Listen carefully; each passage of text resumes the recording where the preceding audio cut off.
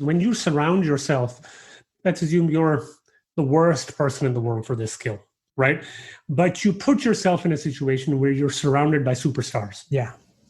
Even if you're a complete moron, your average level of competence will go up immeasurably. I mean, you can't even compare. Versus you could be really intelligent to begin with, but if you don't put yourself in the right situations at the right time to learn the right things, I mean, intelligence, as you know, is completely overrated.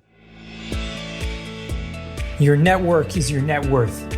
Come listen to some of the most successful people I know share invaluable knowledge, stories, and advice in real estate, business, and beyond. This is Weiss Advice. Whether you want to take your business or personal life to the next level, look no further. Welcome back to Weiss Advice. I'm your host, Yona Weiss. With me today, the one and only Omar Khan. Actually, there's probably like 700,000 Omar Khans in the world. I just thought of that when I said Dude, that. I'm like the John Smith of brown people, man. You know this. I'm like the John Smith of brown people. There's like 5 million Omar Khans, I think, in every neighborhood. But to me, you're the one and only, and that's really what matters. Okay, thank you.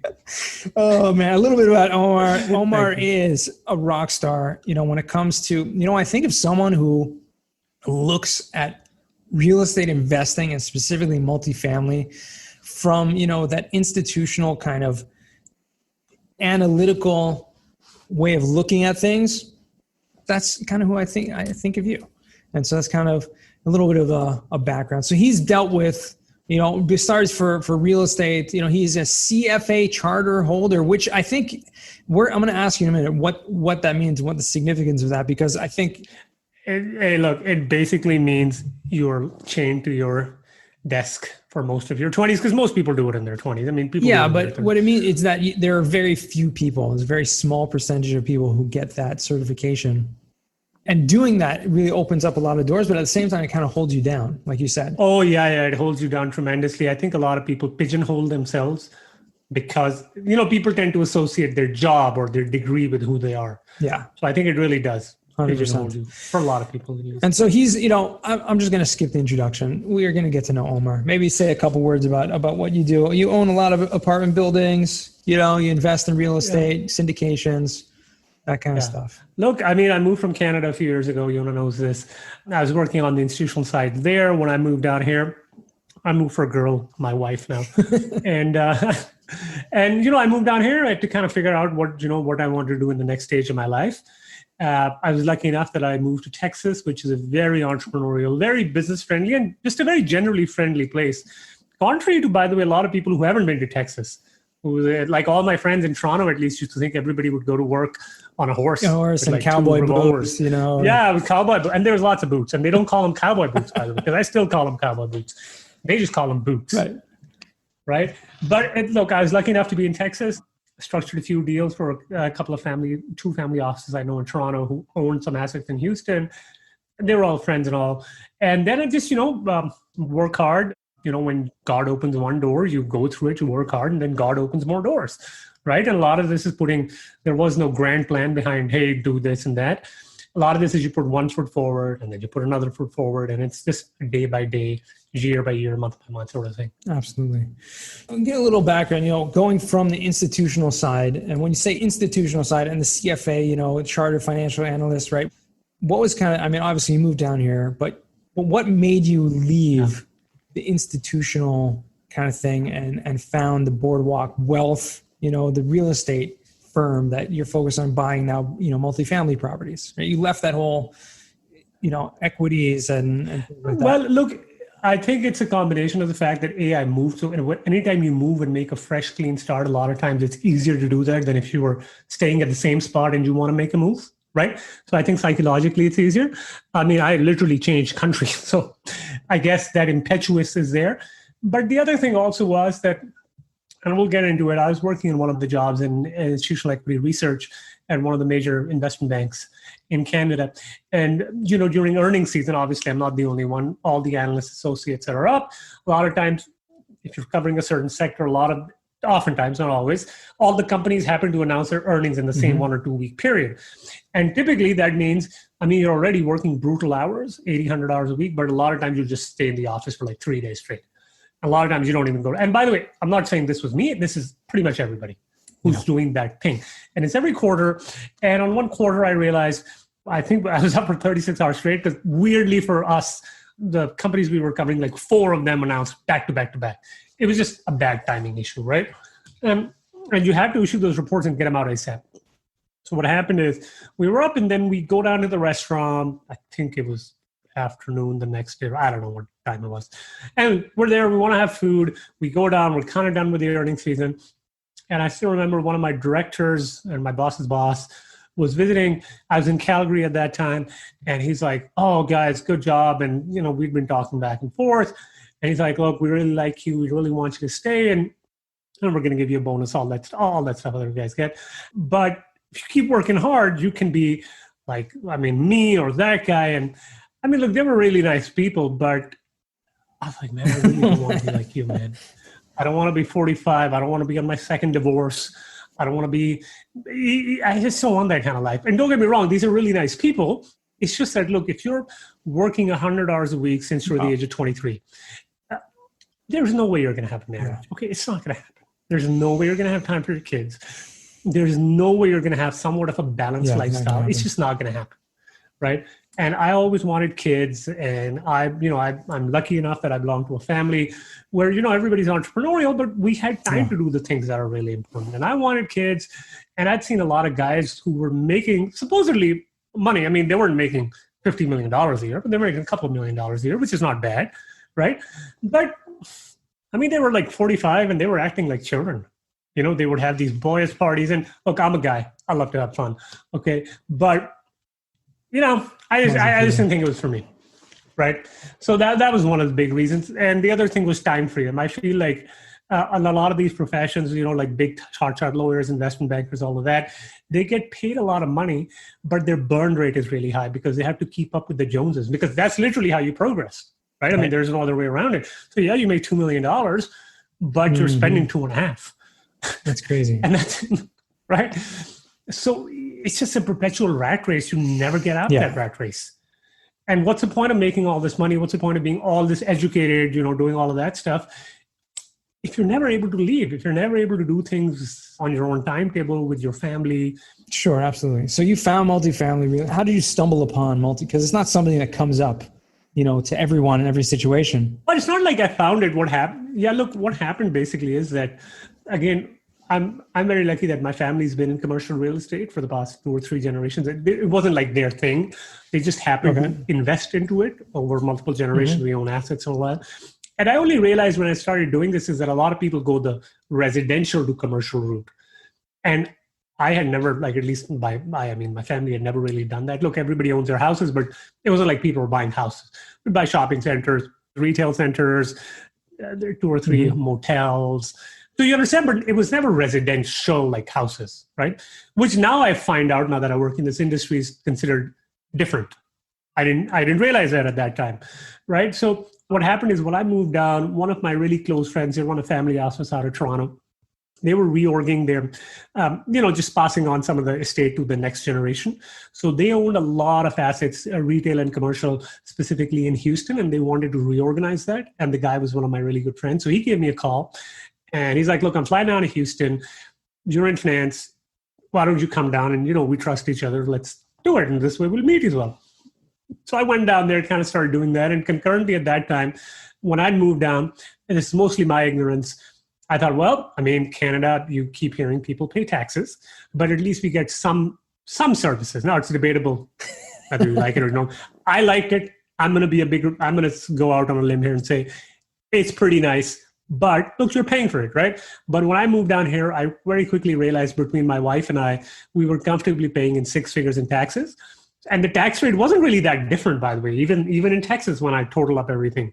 But I wasn't getting any services in return. You understand? Yeah. None of the social safety net, none of the healthcare stuff. So I was like, okay, well, that seems like an even worse deal. Now they're getting nothing in return, right? And because of my family, I kind of knew about a good portion of the tax benefits that commercial real estate you accrue in. So there was a lot of different vantage points. It wasn't like one thing. It was a whole slew of things that happened, which led me to this path. Gotcha. Awesome. And what would you say is the biggest, asset that you have taken from that previous career, into what you're doing now currently? Oh, I think everything, just the way I think, the way I've been trained. I was very privileged. Even in this job that I was telling you about that I hated, I mean, I was very lucky to be trained at a very professional, very high level by very intelligent people, right? So all of that analytical rigor, and a lot of times it's not just pure intellect, but also realizing that a lot of times you don't have to get up every day and like every single thing you do, but you have to do it to get to where you want to go. Because I really don't understand this. Like a lot of times people say, well, I didn't feel like doing it. And I was like, well, what the hell does that mean? I don't feel like paying taxes, but I got to pay taxes, right? So it's training you and then developing that work ethic. Because I feel like if I was left on my own, even if I picked up the technical skills, which I mean, it's debatable, I probably wouldn't have. But even if I picked up the technical skills, it's the work ethic. And that you only get by doing. You can't just get it by reading. You got to put in the hard hours, the hard hours where all your friends are out partying or they're doing whatever they want. And you're stuck in the office or you got to go finish the work even on the weekends. And because that's it. If you don't do it, you don't got it. That training aspect was critical basically in just the way and I think it's also helped me become better as a person. Because I wouldn't have learned that by myself, just if I was just doing it by myself. You're so right. It's such a skill. I mean, it's a skill, really, is what it is. But it's people. It's more than just it's people skills in a way. Because, I mean, when I say people skills, I mean that it's not just in how you're dealing with interpersonal relations, but these are like basic things that to be successful, at least that I think, is a way that you can literally overcome any type of barriers or anything that's kind of stopping you. When you have that kind of training and you're kind of trained to be so strict with yourself. Just go for it. Yeah. You just have, you're right. Actually, strict with yourself is exactly. That's kind of what I was trying to get at. Strict with yourself in the way that, you have to do this. There's no two ways. And for me, I mean, I'm sure you can relate to this as well, but even from like a religious standpoint, there are like certain things like ethical things, like you have to, what do you mean? You don't want to do that. You don't like this. You don't feel like it. This is what we do. It's but that's the whole point. That's the whole point. You don't have to like doing it, but you understand why you're doing it because it leads you to some path, which you decided is a path you want to go down. Exactly. And so I literally just one of my colleagues just gave over. We have like a kind of daily thing in our office where someone speaks for about 5 minutes just to share like an insight that they want. And he brought up something that I'd never heard this before. He said he did some research and he found that a person from the time they wake up in the morning until they go to sleep at night, they make 35,000 choices a day or decisions. Whether there's some subconscious in this, like, am I going to wake up from this side of the bed? I'm going to get up and this, take a shower, not take a shower, whatever it's going to be, like every little tiny thing. And so, but most of those things are trained, meaning you don't really make those. Yeah, you'll go crazy if you had to think about every single thing you ever did. Exactly. And it's those choices that we make that kind of lead us to those decisions that is kind of dictating the way that we live. And within that, it's kind of that training where you have that discipline, that self-discipline that allows you to, that's really the framework in which you can actually make those important decisions that will make a difference. Yeah, and look, the other thing also, and I think it might, I don't know if it's exactly the same in the religious thing, is when you surround yourself. Look, my philosophy is, even let's assume you're the worst person in the world for this skill, right? But you put yourself in a situation where you're surrounded by superstars. Yeah. Even if you're a complete moron, your average level of competence will go up immeasurably. I mean, you can't even compare. Versus you could be really intelligent to begin with, but if you don't put yourself in the right situations at the right time to learn the right things, I mean, intelligence, as you know, is completely overrated. Yeah. I mean, there's lots of intelligent people in the world, but and there's skill sets, and exactly, like things can be learned. And that's what I said. Like, I learned a tremendous amount about real estate investing from listening to podcasts and reading books and all that, but nothing compared to actually doing the work. Oh, yeah. I 100% agree with you. But again, you got to go do it. And you got to do it multiple times over and over again. Then you have to be self-aware on what you're doing. So yeah, it's a process, but it's an iterative process. And I mean, look, it's kind of hard to explain till you haven't put in the hard yards. But when you do, you're able to appreciate people in other fields who put in the hard yards, even though you're not that person, but you're able to appreciate that person's sacrifice and hard work a lot more. Right. Okay. So now switching gears a little bit, because I want to jump into the final four pretty soon, but I want to ask you one more question, because you're buying multifamily properties. Obviously, you own and operate a lot of units that have been hit by this, whole COVID situation. Oh, no. I'll tell you this, man. This was knock on wood, because I do not want to curse myself. I joked with a partner of mine. If I went to sleep in the middle of March and I went for a really long sleep and I got up, say, a week ago, and I had no context of what was happening in the world, right? No context, right? I was living in a cave, no idea. And I just looked at my numbers. I would just think this was business as usual. Nothing changed. I mean, maybe there's slight volatility, but you have 1 or 2 or 3% up or down during non-COVID months. Yeah. Because things happen, right? Right. So right now, it's a Goldilocks period where nothing substantial or material, again, I don't want to curse myself, nothing substantial or material has occurred so far. So all the panic we had in the middle of March about what's going to happen in April, nothing substantial happened. Then everybody was setting up for May. Nothing substantial happened. And we're talking about assets similar to ours, so B plus value add, because I don't know about C minus, or something lower down the income chain I have no idea about. Nothing seems to have happened. And by the way, I'm not the only guy, because I talked to other sponsors, and most of them are in the same boat. Okay. And we're all thinking, every month we think, okay, what's going to happen the next month? We all get ourselves in a panic. Yeah, but you have to plan for that. Yeah, no, I totally get that. I hear that. And I've been hearing similar things, but I just wanted to kind of pose it like that to see what your reaction would be. But again, I don't want to curse myself, because I don't want to get off this call, put on my phone, and realize there's a fire in one of the units. Yeah, God forbid. No, I hope not. But what about acquisitions? Are you guys still buying? You're still looking? Yeah, look, I'm buying, but I think what's happened is that deal flow, number one, has slowed a little bit more. A lot of it's gone to the off market. I think the first month and a half, 2 months, everybody was kind of waiting and seeing. Nothing's happening, so everybody's waiting for the other guy to jump first. Right? Then everybody's waiting for everybody else to jump. But now I think some of the activity is coming back on the market, whether it's the right time or not remains to be seen. We're actively looking. But again, we're still looking in the same areas of the city that we were always looking at. Right. So nothing really changed. Nothing has changed. We've got a few LOIs out there right now. But again, we're just hashing it out. But if it was up to me, if I get something at the right price right now, I'd go for it. But a lot of these discounts you were supposed to get, I can tell you this, guys, you're not going to. Maybe you get 5 or 7, maybe 10% of the guys really stressed, which I don't know why he would be. But you're not getting these cents on the dollar things right now. Yeah, it's not happening. You think it might happen down the road? There's some factors that might make things happen. In the next 6 to 8 I'm going to be months? honest. I have stopped predicting the future, my friend. If it happens, it happens. If it doesn't happen, it doesn't happen. I realized this one thing from one of my mentors is, if you can't control something, why worry about it? Exactly. Yeah. I mean, you prepare for the worst, right? You take the steps that you can take, but then some things are in God's hand. I mean, they're not in my hand. Yeah. So why should I be worried? Absolutely. Okay. Awesome. So I want to jump into the final four, because I have a feeling it might get a little interesting. First question I have for you: what is the worst job that you ever had? Oh, I told you this at the start. Institutional equity research at an investment banking. Oh, God, I hated that job. You have no idea. And it wasn't from a skill set point of view. I learned a lot of things from a skill set, work ethic point of view. It was from a point of view that I was covering, I don't want to bore you guys to death. I was basically covering bulge bracket energy companies. I'm talking ExxonMobil's, Encana's. These are companies that are like 100 billion, 200 billion, 50 billion. Okay. And when a company is that size, it's so widely covered by so many people, you can't find anything there. There's nothing to uncover. But you got to do it, because the whole industry is based on these relationships and all of that.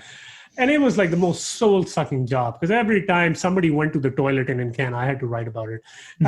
Somebody went to the can, I had to write about it. It was so freaking unbelievably mind-numbingly boring and useless, by the way. Useless was the right word. That I don't even know how I survived. So from a work ethic and learning point of view, I learned a lot, but from did I like the job? God, I hated that job so much. My point was that job was completely useless. The reason for that job's existence should not be there. Yeah. Okay. Yeah, but it's incredible how many people still, have these jobs, and who's paying for these. Oh, I for can these tell you, jobs. we were getting paid a lot of money.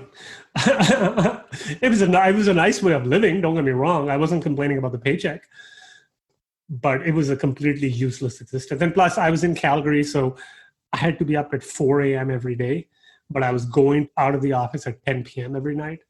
Like, what? I can't even go to sleep. Oh, Yeah. boy. Okay.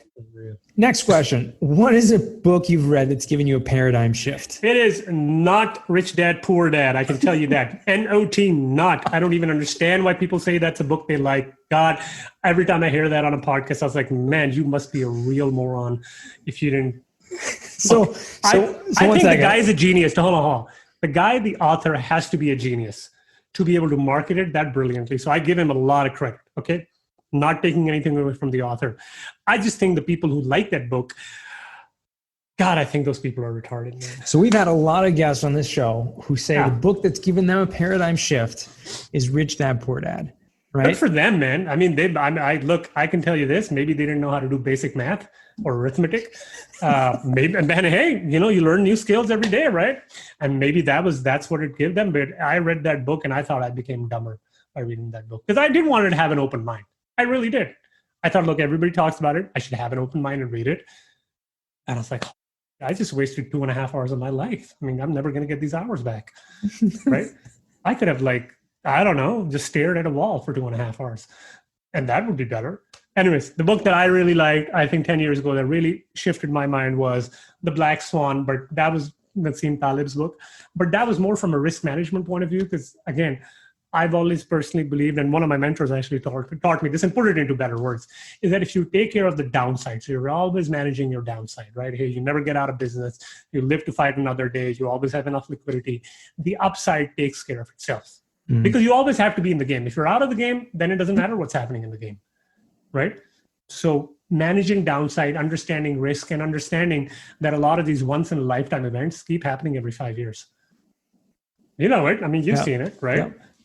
So in terms of a paradigm shift, I think that was, I don't know, paradigm shift, but a very nice way of explaining things. And then there was this book by these Israeli guys called, I don't know if you've heard them, Amos Tversky and Daniel Kahneman. They're the founders of behavioral economics, right? And it basically tells you know how economics talks about how people should be acting, right? Well, they talk about how people actually act, not how in a textbook people should be acting, but how they act in real life. Interesting. Oh, those guys are brilliant. I love them. Yeah. So a totally different perspective here, which is what I love about this show, is that everyone gives a totally different perspective. And you heard it here first. Now, I just want to touch on a little bit from Rich. I want to go back to that. I don't want to pain you too much, Omar. Oh. I don't. But I do want to just, some of those things, and anyone who's read the book, whether what's written in there and the stories in there are true or not, that's debatable. Okay. They're not. I can tell you that they're not. They have been proven to not be true. Number one. Yeah. Right. But let's move on. Let's move on from that. But some of the lessons, I think the reason why, and you obviously had a different upbringing, a different background and training. And by the time you read that book, all of the things that were in there were just so elementary. Dude, the guy tastes, okay, come on. Yeah, man. But what I want to bring out about it, because I'm playing a devil's advocate here, because I can.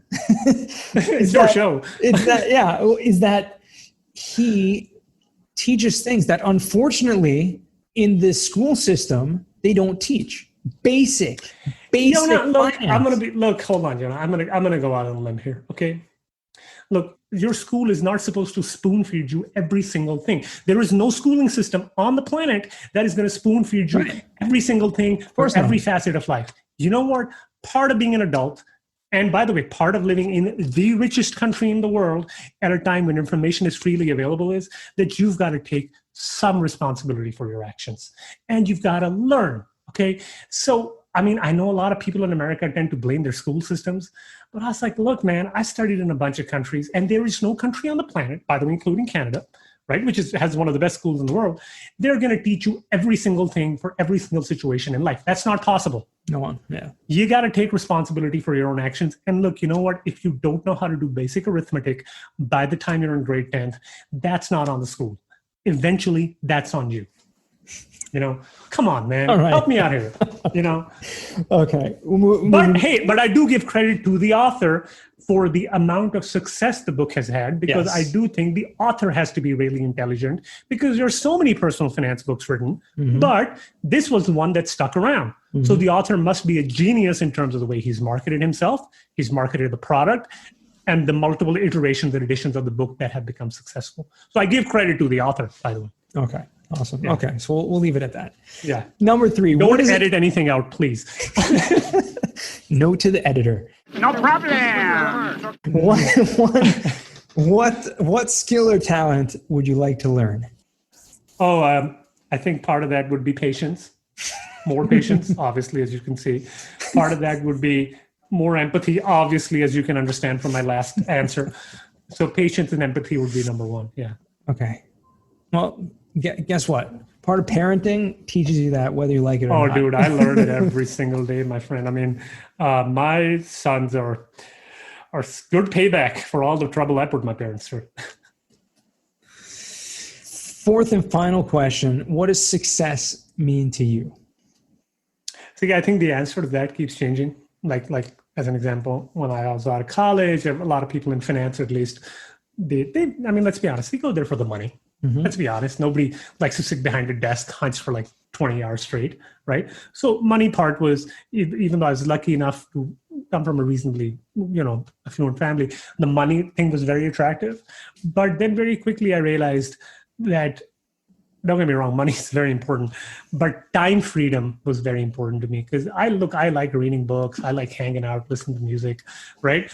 And no amount of money in the world is going to overcome the fact that if you keep working like a dog till you're, 65 to think you're going to retire and then spend the last 20 years of your life, spending time with your family, reading a book, traveling, whatever.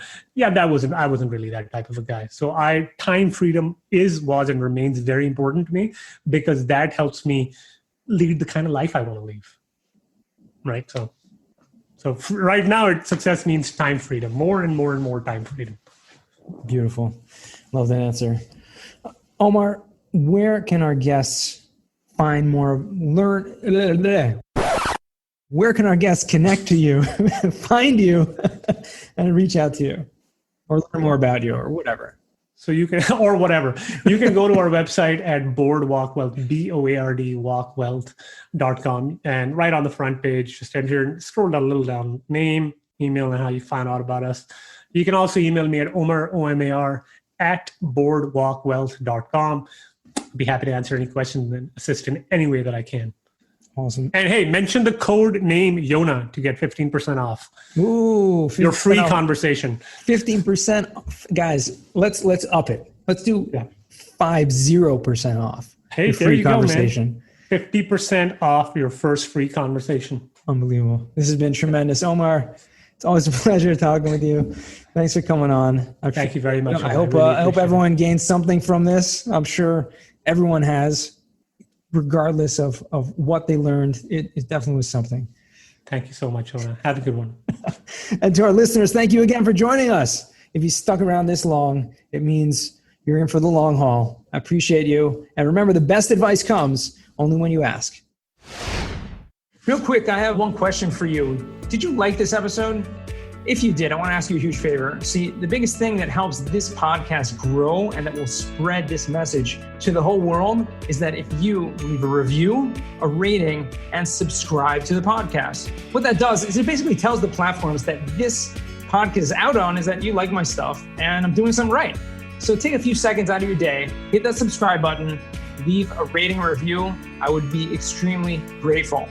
Also, I want to hear from you guys. So I want to hear some feedback. If you have any questions for future episodes, please find me on LinkedIn.